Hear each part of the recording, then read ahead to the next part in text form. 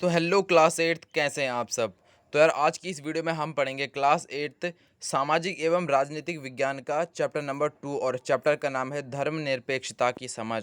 और इसे हम इंग्लिश में बोलते हैं अंडरस्टैंडिंग सेकुलरिज्म्स, यानी कि सेकुलरिज्म इसमें हम समझेंगे, उसकी हम समझ लेंगे, है ना, धर्मनिरपेक्षता की। तो यहाँ पर हम इस वीडियो में हम इस चैप्टर के क्वेश्चन आंसर्स को सॉल्व करेंगे। तो चलो आप अपनी कॉपी और पेन उठाओ और चलो मेरे साथ क्वेश्चन आंसर्स को सॉल्व करने।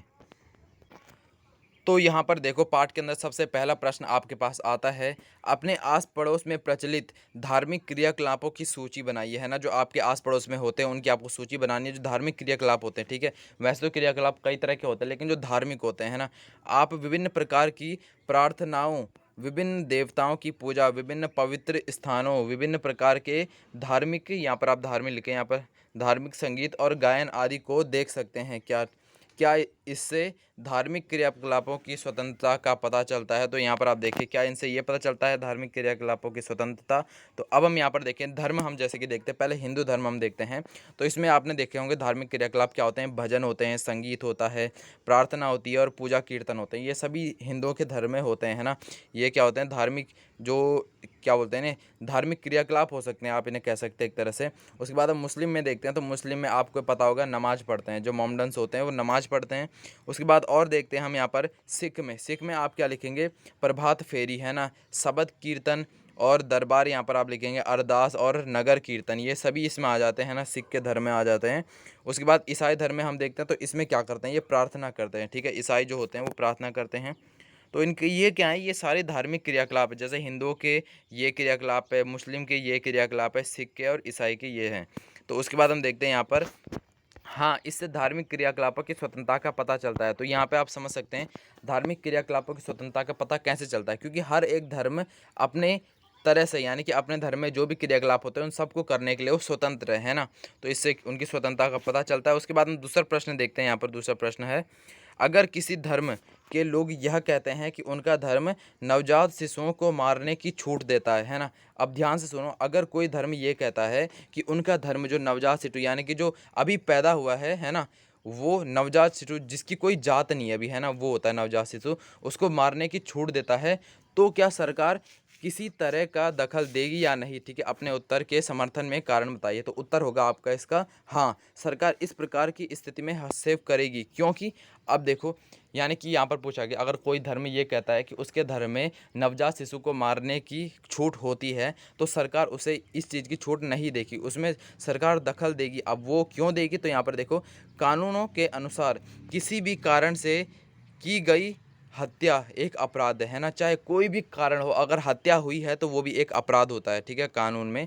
और यह धार्मिक छूट मानवाधिकार की हनन है। ठीक है, जो मानव, हर एक मानव का अधिकार है जीवित रहने का, तो ये उसके अधिकारों का हनन होता है। ठीक है, तो इस वजह से सरकार उसमें हस्तक्षेप करेगी। उसके बाद हम प्रश्न 3 देखते हैं। यहाँ पर, इस तालिका को पूरा कीजिए। अब आपको यहाँ पर एक तालिका दी गई है जिसमें क्या है, उद्देश्य हैं, और यहाँ पर क्या है, यह महत्वपूर्ण क्यों है, और इस उद्देश्य के उल्लंघन का एक उदाहरण दीजिए। तो अभी आपको यहाँ पर उद्देश्य दिए गए हैं, जैसे कि तो हम देखते हैं यहाँ पर, यह कार्य महत्वपूर्ण क्यों है। तो पहला उद्देश्य यहाँ पर आप देखें, एक धार्मिक समुदाय दूसरे समुदाय पर वर्चस्व नहीं रखता। तो अब इसका महत्वपूर्ण क्यों है ये देखते हैं हम। सभी समुदाय के समान विकास हेतु, है ना, अगर कोई धर्म किसी के ऊपर दबाव डालेगा तो दूसरे समुदाय का विकास नहीं हो पाएगा। इस वजह से सभी समुदाय के विकास के लिए क्या होता है, एक धार्मिक समुदाय दूसरे समुदाय पर वर्चस्व नहीं रखता है। और इस उद्देश्य के उल्लंघन का एक उदाहरण देखते हैं हम। जम्मू कश्मीर में मुसलमान हिंदुओं पर वर्चस्व रखते हैं। ठीक है, जम्मू कश्मीर जो है, वहाँ पर आपने देखा होगा कई बार वहाँ पर हमले होते हैं, तो मुसलमान जो है वहाँ पर हिंदुओं पर वर्चस्व रखते हैं। उसके बाद हम देखते हैं यहाँ पर, राज्य न तो किसी धर्म को थोपता है और न लोगों की धार्मिक स्वतंत्रता छीनता है। ठीक है, तो इसका देखते हैं हम, अल्पसंख्यक के प्रति अत्याचार भेदभाव रोकने हेतु। ठीक है, जो राज्य होता है वो किसी से भी, किसी पर भी धर्म नहीं थोप सकता, यानी कि तुम्हें इसी धर्म में रहना पड़ेगा, ऐसा नहीं कर सकता, और किसी का भी धर्म नहीं छीन सकता। ठीक है, उसको धर्म की स्वतंत्रता होती है हर एक व्यक्ति को। तो इससे क्यों रखते हैं, इससे कि जो अल्पसंख्यक है, जो कि मतलब जो जाति बहुत कम है, उनके प्रति अत्याचार और भेदभाव को रोकने हेतु। ठीक है, फिर उसके बाद इसका उद्देश्य देखते हैं हम, श्रीलंका में तमिलों पर सिंगलियों का वर्चस्व है। ठीक है, श्रीलंका जो है वहाँ पर तमिलों पर क्या है, सिंगलियों का वर्चस्व है। तो फिर उसके बाद आगे हम देखते हैं यहाँ पर, तीसरा है यहाँ पर, एक ही धर्म के कुछ लोग अपने ही धर्म के दूसरे लोगों को न दबाएं। तो इसका हम देखते हैं, शांति, सहनशील और समन्वय व सौंदर्यपूर्ण वातावरण हेतु, ठीक है, ये सभी इसके कारण है कि कोई भी धर्म का कुछ लोग क्या बोलते हैं, अपने ही धर्म के दूसरे लोगों को न दबाएं। उसके बाद इसके कारण देखते हैं हम, हिंदुओं में छुआछूत का प्रचलन, जैसे हिंदुओं में काफ़ी चलता है छुआछूत का प्रचलन, कि जैसे कई बार होता है तो उसमें आदमी के संपर्क में नहीं आते हैं ना, तो उसकी वजह से वो जो होता है उसके साथ भेदभाव होता है, जिसके संपर्क में लोग ना आने को कहते हैं।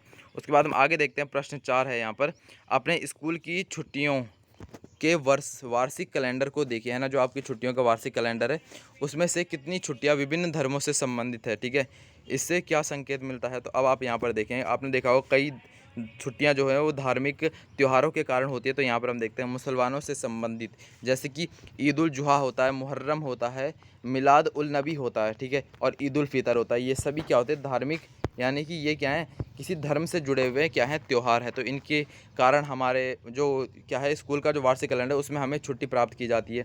उसके बाद हम दूसरा देखते हैं, सिखों से संबंधित, जैसे कि वैसाखी, गुरु नानक जयंती, ये सभी आते हैं। फिर जैन धर्म से संबंधित, जैसे कि महावीर जयंती। फिर है बौद्ध धर्म से संबंधित, तो यहाँ पर आप लिखेंगे बुद्ध पूर्णिमा।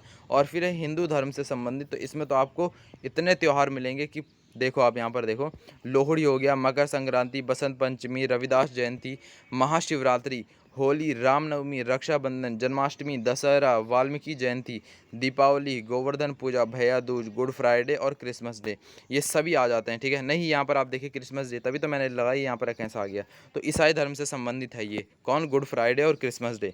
उसके बाद हम देखते हैं यहाँ पर, वैसे जो लोहड़ी है वो भी आप यहाँ पर किसमें, आप उसे सिखों की उसमें लिख सकते हो, लोहड़ी को भी, ठीक है, यहाँ पे आप इसे हटा दें और लोहड़ी को सिखों के धर्म में लिख दें, है ना।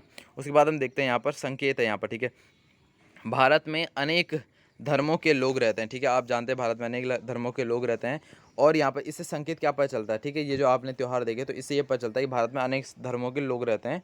और यहाँ पर क्या है, भारत में सभी धर्मों के लोगों की भावनाओं का आदर किया जाता है, ठीक है, यही तो इससे पता चलता है, क्योंकि सभी धर्मों के जो त्यौहार हैं उनमें उन्हें अवकाश प्रदान किए जाते हैं। उसके बाद तीसरा देखते हैं, प्रत्येक नागरिक को अपनी इच्छा का धर्म अपनाने तथा उसका प्रचार प्रसार करने का अधिकार होता है, ठीक है। उसके बाद हम प्रश्न 5 देखते हैं, यहाँ पर है, एक ही धर्म के भीतर अलग अलग दृष्टिकोणों के कुछ उदाहरण दे, ठीक है। तो यहाँ पर जैसे कि हम देखते हैं धर्म, और एक ही धर्म में अलग अलग दृष्टिकोण, तो यहाँ पर धर्म देखते हैं हम हिंदू, तो इसमें क्या अलग अलग दृष्टिकोण, जैसे कि सनातन धर्म, मूर्ति पूजा और आर्य समाज, ये 3 इसमें दृष्टिकोण आ जाते हैं। उसके बाद इस्लाम में क्या आ जाता है, शिया और सुन्नी, ठीक है। सिख में क्या आ जाता है, केशधारी और नामधारी। बौद्ध में आ जाता है महायान और हीनयान। फिर ईसाई में आ जाता है कैथोलिक और प्रोटेस्टेंट। उसके बाद जैन में आप जानते होंगे दिगंबर और श्वेतांबर। उसके बाद हम आगे देखते हैं, प्रश्न 6 है यहाँ पर, भारतीय राज्य धर्म में सफलता भी रखता है, ठीक है, धर्म में नहीं, सफलता नहीं, यहाँ पर धर्म में फासला भी रखता है, ठीक है, और इसमें क्या होता है, हस्तक्षेप भी नहीं करता।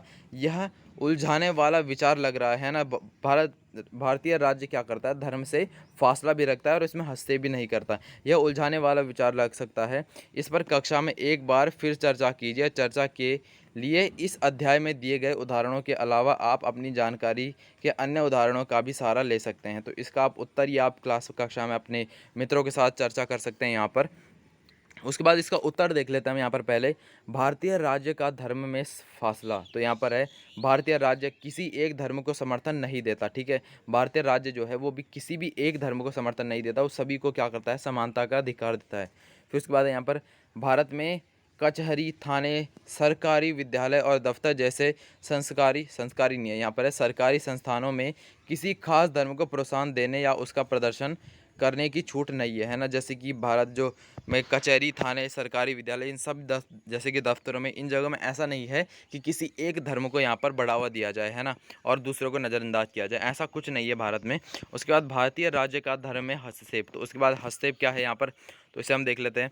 धर्म के नाम पर अलग थलग करना और भेदभाव रोकने के लिए भारतीय संविधान ने छुआछूत पर पाबंदी लगाई है। देखो यहाँ पर आप जानते होंगे, लेकिन पुराने ज़माने से चली हुई परंपरा आ रही है, कुछ लोग इसे अभी भी मानते हैं, तो ये ऐसा नहीं होना चाहिए, क्योंकि भारत सरकार ने इस पर पाबंदी लगा रखी है, भारत संविधान ने।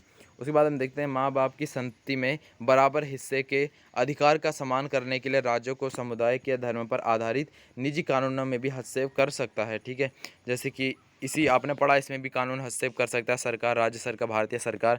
उसके बाद हम प्रश्न 7 देखते हैं।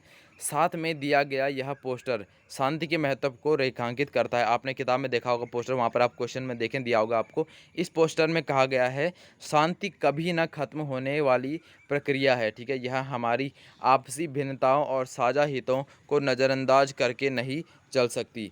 ये वाक्य क्या बताता है, ठीक है, अपने शब्दों में लिखिए। और धार्मिक सहिष्णुता से इसका क्या संबंध है, तो आपको ये बताना है। तो उसका हम उत्तर देख लेते हैं। पहला यहाँ पर शांति से हम सब कुछ प्राप्त करते हैं, ठीक है। हम सब कुछ प्राप्त कर सकते हैं शांति से। इससे हमारा अपना तथा देश का विकास होता है तथा हम सब उन्नति के पथ पर अग्रसर होते हैं। अगर शांति से हर कार्य किया जाए तो वो बिल्कुल ही आराम से, वो शांति से ही हो जाएगा वो कार्य।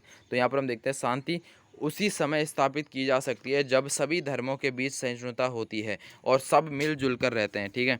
तो ये आपके यहाँ पर पॉइंट्स आ जाएंगे। उसके बाद ये आपको ये डायग्राम दिया गया है, यहाँ पर देखो। अच्छा, ये है वो डायग्राम जो आपको दिया गया है किताब के अंदर। तो इस डायग्राम को आप देखिए, आपको बुक में भी दिया गया होगा। और यहाँ पर ही मैं आपको दिखाता हूँ डायग्राम, ये रहा देखो। A piece that comes from face, क्या है यहाँ पर, ये थोड़ा दिख नहीं रहा है ना। तो यहाँ पर and not from the heart, ठीक है। तो यहाँ पर आप देखें, इसको पढ़ सकते हैं आप, किताब में आपके क्लियर दिख रहा होगा। तो क्लास 8 यहाँ पर आपके इस चैप्टर के क्वेश्चन आंसर्स भी कंप्लीट होते हैं।